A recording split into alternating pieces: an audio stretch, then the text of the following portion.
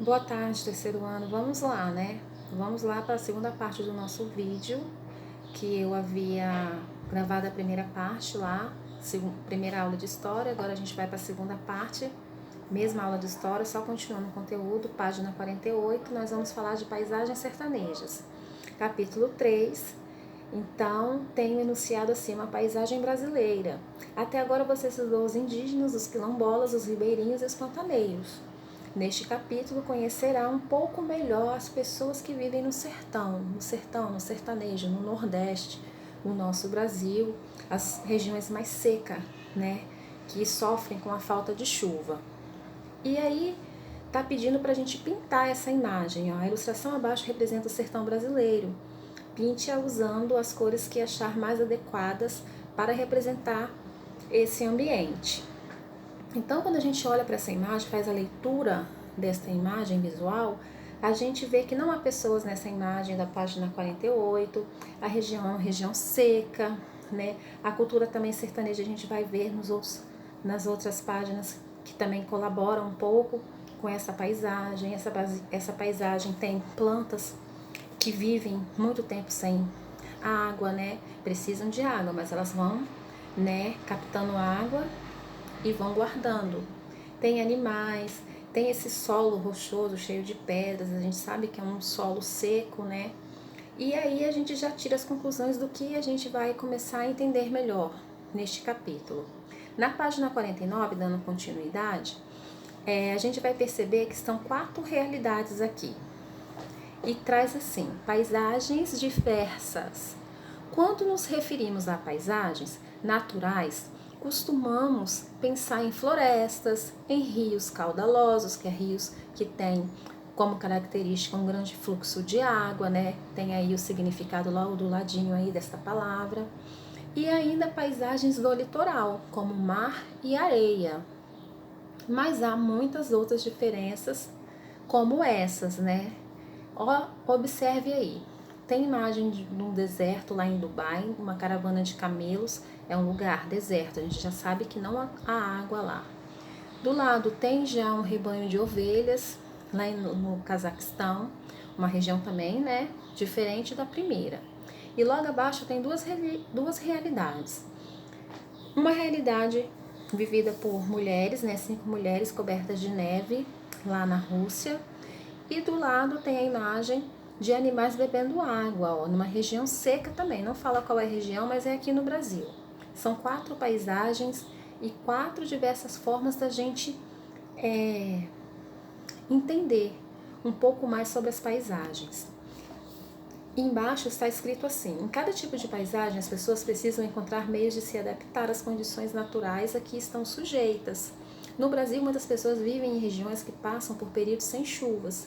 E o que fazer quando a chuva não vem? Então, cada lugar desse as pessoas se adaptam. Lá no deserto, como a gente viu ali, as pessoas se adaptam com a falta de chuva, usam o camelo como transporte. O camelo é um animal também que vive muito tempo sem água.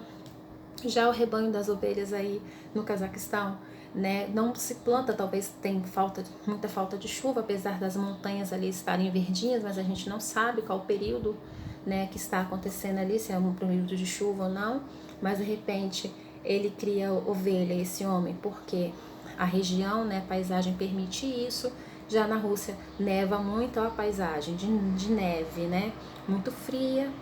E ali no Brasil, a região seca, que a gente já viu aí em tantos exemplos, quando a gente vê imagina filmes, né, ver cenas de filmes, de histórias e tudo mais.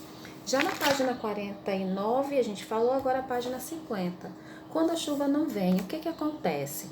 Os sertanejos moradores do sertão brasileiro, região atingida frequentemente por períodos de seca, não chove, desenvolveram formas de minimizar os impactos da seca e tentar impedir que falte água para as atividades cotidianas, as atividades do dia a dia, que é tomar banho, lavar os utensílios, cozinhar os alimentos, né?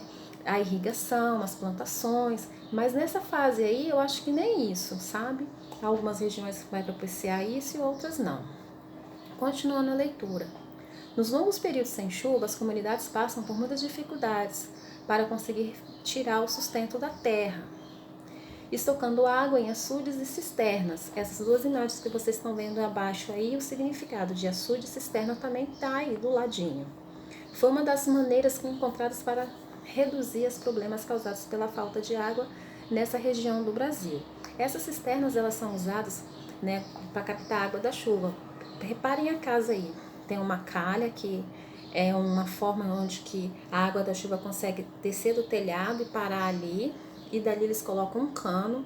Essa água da chuva vai parar neste cano que vai ser jogado dentro dessa cisterna, como se fosse uma caixa d'água enorme, mas ela tem fundo, tá? Ela tem um buraco lá debaixo da terra. E do outro lado, os açudes, que são grandes buracos, vamos dizer assim, que eles fazem na terra, né, para poder acumular a água da chuva e ali os animais beberem água, usar para a plantação, né, para o dia a dia, dependendo do lugar. Muitas outras coisas eles conseguem fazer com essas águas que estão estocadas, né?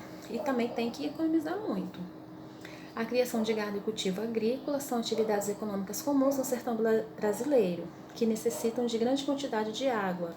Os açudes e as cisternas possibilitam a prática dessas atividades ao estocar água durante a estação da chuva, né? Foi isso que eu acabei de falar. Açude, construção que represa a água para ser usada na agricultura, no abastecimento ou na produção de energia também, né? E também a cisterna, reservatório construído para armazenar água potável. Essas cisternas, notem que é melhor para que é um meio, né, pelo qual fica mais, economiza mais água para ser usada nas casas, né? E já os açudes em grande escala, pode ser até transformada em energia elétrica, na criação de animais, para cultivo, né, no caso para regar as plantações. Então tem essas duas formas de estar economizando água, né? No caso, estocando. E logo abaixo está assim: nem sempre é possível estocar a água suficiente para os prolongados períodos sem chuvas. Quando isso acontece, a seca se torna um enorme obstáculo à vida. Por isso, populações são forçadas a se deslocar para outras regiões. Em alguns casos, as pessoas vão para áreas mais próximas do local de origem, e outras situações deslocam-se para regiões distantes. Então, quando você está num local onde falta muita água, isso acontece muito aqui no Brasil, as pessoas saem do sertão, né, e vão para as grandes capitais, São Paulo, Rio de Janeiro, né, lá no Paraná, lugares assim onde o poder executivo, que eu falo, é quando as capitais registram ali o melhor poder aquisitivo, onde que as pessoas têm mais dinheiro, consomem mais, o nível de vida é melhor.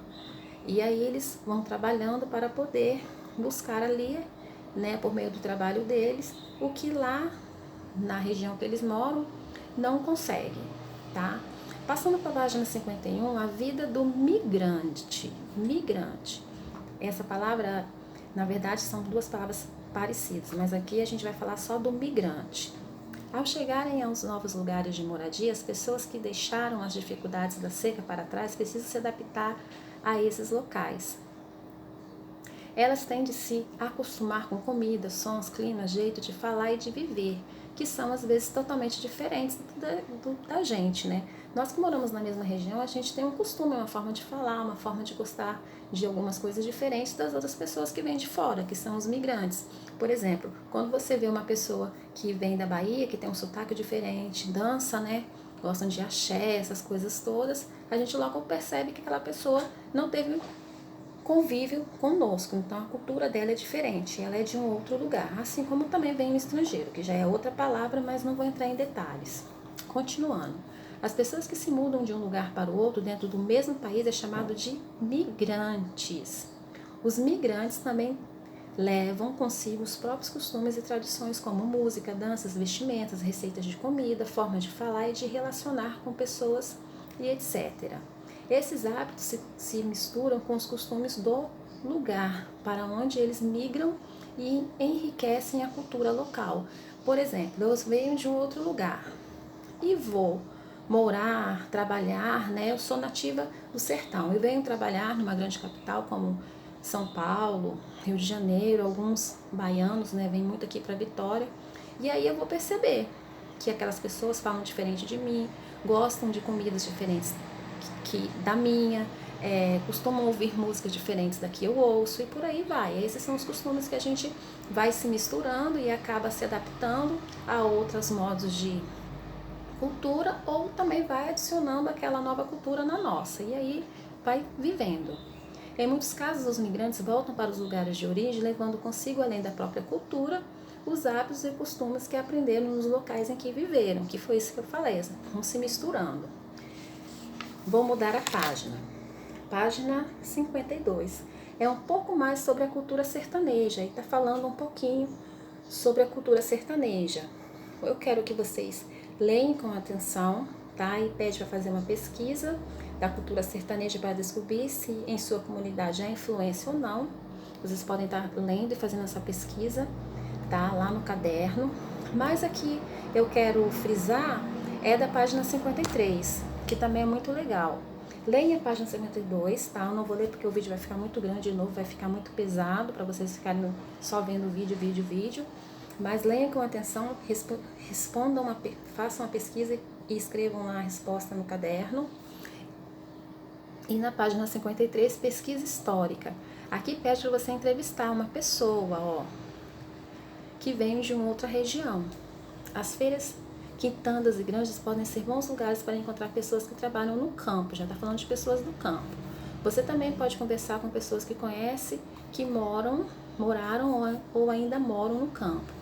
Vamos fazer uma pesquisa para conhecer mais a vida de quem mora no campo. Então aí tem as várias perguntinhas, vocês vão escrever essas perguntinhas e fazer essa pesquisa, tá? Lá no caderno também. Pense em uma pessoa, ou se você conhece uma pessoa, você vai ligar para ela e vai pedir para fazer uma entrevista. Essa pessoa tem que ser de origem rural, vindo do campo, né? Morar em local assim. E aí você vai fazer essas perguntas, vai escrever a resposta dela lá no caderno e vai deixar lá. Que depois a gente dá continuidade a essa atividade. Tudo bem? Não se esqueçam também que a gente, para terminar esse conteúdo, a gente precisa fazer a atividade da página 54 e 55. Mas Tamara, tem muita atividade. Infelizmente tem. Né? Se a gente estivesse na escola, seriam 2 aulas. Então, em 2 aulas, daria para estar fazendo isso tudo, tá? Mas façam com calma, vocês estão em casa, tem tempo, tá bom? Tem atividade aí da charge da imagem, tá? Vocês vão responder as perguntas baseadas na imagem que está aí, né? A pergunta A e B, o que você identifica no entorno da casa do personagem? Porque, em sua opinião, o personagem desconhece a cor verde? Tá aí, olhem para a imagem, imagine, lembre-se do conteúdo. Tem alguma dificuldade, vai lá no conteúdo e leia. E na página 55, converse com os colegas e juntos façam uma lista das consequências da seca para a população. Aqui você vai fazer a pesquisa sozinho, né? Não tem como fazer com um colega. A migração das pessoas acontece desde o início da humanidade. Atualmente ela pode ocorrer por uma série de motivos. Com base nisso, responda as perguntas, né? As questões. Então você vai responder A e B. Tem também a atividade 4, a leitura do cordel, uma tradição originada da Europa, que foi trazida ao Brasil e é muito popular na cultura sertaneja. São textos escritos em forma de poesia e impressos em livretos, cuja capa são estampados como xilografuras. Observe a capa do livreto do lado e responda que elemento da cultura sertaneja pode ser identificado na imagem. Então, olhem aí, né? Percebam lá, vão lá na cultura sertaneja, percebam aí que elemento é esse e coloque lá no caderno a sua descoberta, ok? Tem também o livreto aí, pequeno livro, que é o significado das palavras, xilografura, técnica de gravação de figuras em que o molde de madeira é aplicado sobre uma superfície como um carimbo. Tudo bem? Então, por hoje é só isso tudo, tá? Só isso tudo que Tamara passou, esses 2 vídeos enormes, essas atividades que vocês precisam fazer para a gente poder encerrar mais esse conteúdo, que são conteúdos que vocês já viram, algumas coisas vocês só relembraram, tudo bem? Então, até a próxima. Beijo. Façam, hein?